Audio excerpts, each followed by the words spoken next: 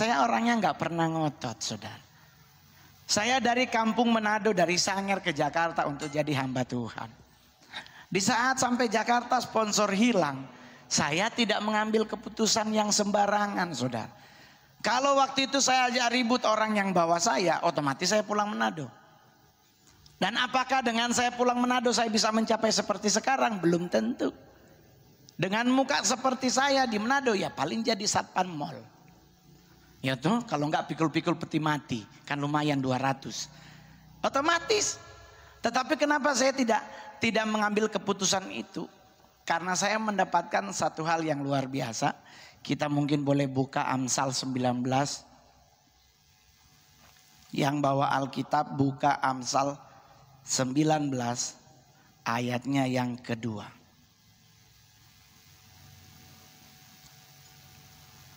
Amsal 19 ayatnya yang kedua. Kita baca sama-sama 1, 2, 3. Tanpa pengetahuan kerajinan pun tidak baik. Orang yang tergesa-gesa akan salah langkah. Jadi Bapak Ibu yang terkasih dalam Tuhan, dalam hidup ini kita jangan tergesa-gesa memutuskan sesuatu. Karena tergesa-gesa itu kadang-kadang membuat kita akhirnya nyesel. Betul nggak Bapak Ibu? Saya kalau seandainya waktu stand up saya tergesa-gesa mengambil pekerjaan, belum tentu saya bisa jadi stand up terbaik, terlaris, termahal seperti sekarang. 2011 stand up mulai muncul, saya tidak ngambil job langsung bayaran. Saya cari belajar selama 3 bulan, saudara. Saya open mic di Bandung, open mic di Bogor, dan open mic di Jakarta. Dan saya ngambil job pertama stand up, komunitas stand up Indo Surabaya, bikin di Jalan Billington. Billington ya, pokoknya yang dekat ada kafe apa gitu di pojokan. Saya stand up di situ. Itu belum berbayar Bapak Ibu. Kenapa orang tanya, kenapa nggak ngambil langsung yang berbayar? Yang lain udah ngambil pakai bayaran loh, Ngol.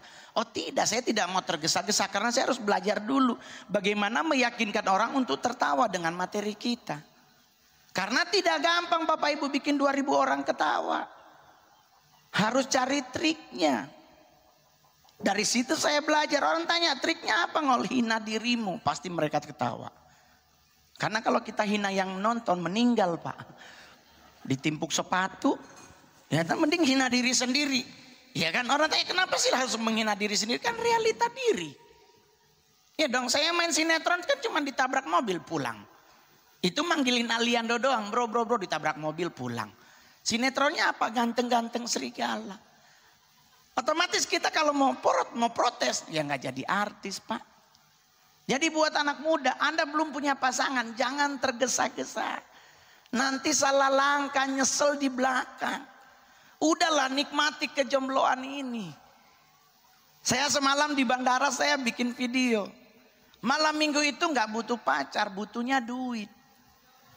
Iya tuh? Sekarang lu punya pacar, malam mingguan lu nggak punya duit, mau nganga di mall. Tinggal nggak lucu, cakep-cakep cuman. Udah cari duit aja. Berarti kalau Anda jomblo dikasih kesempatan untuk cari duit.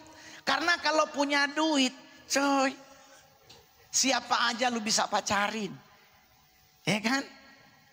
Lu kalau nggak punya duit, paling yang dateng jomblo yang jelek, ya hidungnya tinggi sebelah gitu, lubang gede sebelah gitu. Jadi jangan tergesa-gesa. Kalau, Ngol gimana dong? Ya santai aja. Karena kadang-kadang dalam ketergesa-gesaan kita, salah langkah. Alkitab lo yang bilang. Ya kan, cakep banget dari belakang. Tanpa pengetahuan kerajinan pun tidak baik. Sama juga, itu fungsinya sekolah. Kita nggak sekolah belum tentu juga orang bodoh. Saya punya amat sekolahnya cuma kelas 2 SR. Karena sekolahnya dibom sama Belanda. Sampai mati nggak bisa ditipu. Serius loh coy. Lulusan SR. Sampai meninggal, lu nggak bisa nipu neneknya Mongol loh Pak. Dia kalau jualin kopra 1 truk, pala 1 truk, orang Cinanya masih pakai kalkulator, dia udah tahu berapa harganya. Lu mau nipu ngajak ribut Pak. Dan sampai beliau meninggal saya nggak bisa nipu dia Pak. Karena dia nyimpen duitnya nggak di keranjang, di dalam baju Pak. Ditaruh di sebelah tete Pak. Sekarang saya nanya, siapa yang berani nyabet? Siapa yang berani ngerogoh duitnya? Meninggal dadakan Pak. Jadi maling kundang 2. Serius, dia tidur di dalam baju duitnya. Kita nyari cara nih gimana nih mau ngambil nih. Nggak bisa. Dan orang zaman dulu santai, yang ribet tuh kita. Orang zaman dulu dalam hal Injil nyantai. Lah kita sekarang Injil udah makin banyak, Alkitab makin gampang nyari. Bisa download di handphone, di smartphone. Tapi kita jarang justru baca. Di dunia artis juga jarang banget artis baca Alkitab. Karena udah baca skenario, udah nggak ke Uber. Saya jujur saya lagi syuting film Pak. Saya besok dari Surabaya harus ke Manado karena ada film baru. Otomatis film ke-45 dan puji Tuhan cowok karakternya. Dan saya bersyukur banget Pak. Bahwa saya akhirnya punya film ke-45, karakter ke-7 saya cowok. Karena kan dari 45 film 7 saya jadi cowok. Sisanya jadi bencong Pak. Dan mau marah susah Pak. Nggak bisa apa ya, nggak bisa milih Pak. Saya mau milih karakter yang cakep susah. Aliando masih hidup. Al Ghazali, Farel Bramantio masih pada hidup mereka Pak. Ya kan Junot, Chico Jericho, Vino Bastian, Rio Dewanto. Mereka masih hidup. Kalau mereka udah meninggal, nah itu baru saya bisa di situ. Kalau saya jadi, gue nggak mau, masa gue jadi itu? Ya nggak bisa. Karena persaingan dunia entertain, persaingannya nggak kecil Pak. Bahkan ada yang mau main film nggak dibayar juga nggak apa-apa, yang penting muncul di bioskop. Kalau saya mah ogah. Soalnya Cina sebelah Pak, jadi nggak ada duitnya, gue mah nggak mau Pak. Suruh lompat-lompat pohon nggak dibayar Pak. Mending gue penginjilan sampai ujung kulon gue jabanin daripada lompat-lompat film nggak dapet fee. Sama juga saya kalau stand up Pak, boleh nggak stand up 15 menit di Surabaya, tapi kita cuma punya 2,5 juta. Ogah. Kenapa? 70 juta sayang. Stand up komedi termahal dibayar 2,5 juta. Mending nasi uduk. Jadi nggak usah ribet, tergesa-gesa ini membuat kita akan ribet. Coba buka lagi Amsal 21 ayat 5. Sama. Kita baca sama-sama 1, 2, 3. Rancangan orang rajin semata-mata mendatangkan kelimpahan. Tetapi setiap orang yang tergesa-gesa hanya akan mengalami kekurangan. Ternyata di Alkitab dibilang loh, kita nggak boleh tergesa-gesa dalam hidup. Kalau dalam ibadah sih oke-oke aja. Orang bilang itu gereja lu itu cuma sejam doang ngol ibadahnya. Ya namanya lebih dikit boleh. Kenapa gerejanya cepet? Enak, lebih gampang, gak ada minta-minta di atas mimbar. Kan gereja-gereja yang lain kan kelamaan permintaan sumbangan. Kita akan membangun gereja, diharapkan kepada jemaat untuk menyisihkan sebagian dari hartanya udah setengah jam. Ya kan? Belum lagi pas masuk perpuluhan, ya kan? Kita akan memberikan perpuluhan karena ini minggu pertama kepada Bapak Ibu, silakan memberikan yang terbaik, dan ini bukan punya kami, ini milik Tuhan. Setengah jam. Di sama aja sejam pengumuman. Enak ibadah di sini sejam 10 menit, fayakun Dios my darling. Enggak ribet. Dapat hamba Tuhan yang diundang, khotbahnya enggak nakut-nakutin. Sekarang kan lagi booming tuh khotbah nakut-nakutin. Kedatangan Tuhan akan segera tiba. Ya nanti Pak. Kedatangan Tuhan kan dia datang bagaikan Emang ada yang nyolong telepon? Kok gue mengambil TV di dinding ya? Enggak mungkin Pak, tahu-tahu muncul. Terus kenapa kita ribet? Yang penting kita persiapkan hati kok. Jadi enggak usah ribet ngadepin hidup. Yang penting kita sehat-sehat aja. Mau makan durian silakan sekemampuan Anda. Yang darah tinggi nggak boleh lebih dari 1 biji Pak. Lebih. Langsung bengkok bibirnya. Dan itu yang kemana-mana saya selalu ingatkan orang di gereja. Di saat kita menyenangkan hati Tuhan jangan diem. Banyak orang lagi lagu bagus karyamu Kan kayak orang PA loh di gereja. Lu kalau kayak begitu ngapain ke gereja, melongok nggak jelas. Mending nonton di sebelah ada film It. It ya, bener ya? Iya. Ngapa ke gereja melongok doang? Gereja tuh buat kita nyenangkan hati Tuhan. Nah, menyenangkan hati Tuhan, santai. Pasti kita akan dapat yang terbaik dari Tuhan. Amin.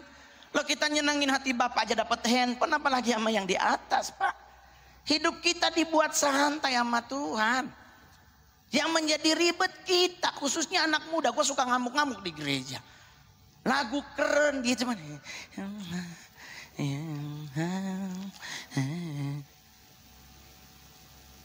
Ini menyenangkan hati Tuhan Raja Daud sampai tengkurup. Kita begitu. Allah kudajat berkata seluruh bumi sujud menyembah. Ngobrol sama sebelah. Tapi nyanyinya ala kudasyat. Masa ala kudasyat kayak orang PA?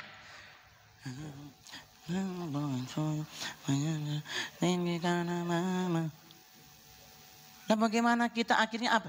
Nuntut kesembuhan, nuntut diberkati. Tapi nyenengin enggak. Kan harus ada take and give. Anda menanam pasti menuai. Iya tak? Nggak mungkin dong Anda nanam terus Anda nggak nuai. Apa yang engkau tanam itu yang engkau tuai. Tanam kebaikan menuai keberhasilan. Saya juga begitu Pak. Kalau saya mau mah hidup seks bebas juga jadi bagian hidup saya. Orang gue banyak duit. Cewek mana sih yang gak bisa gue dapet. Diumpanin Ferrari juga senyum. Tapi pertanyaannya apakah itu mendatangkan kebaikan? Tidak. Karena ada hukum Tuhan tabur tuai. Apa yang engkau tabur itu yang engkau tuai. Saya punya anak cewek. Anak saya dikerjain laki. Gua cari lakinya, serius. Otomatis supaya nggak terjadi seperti itu ya tanam kebaikan.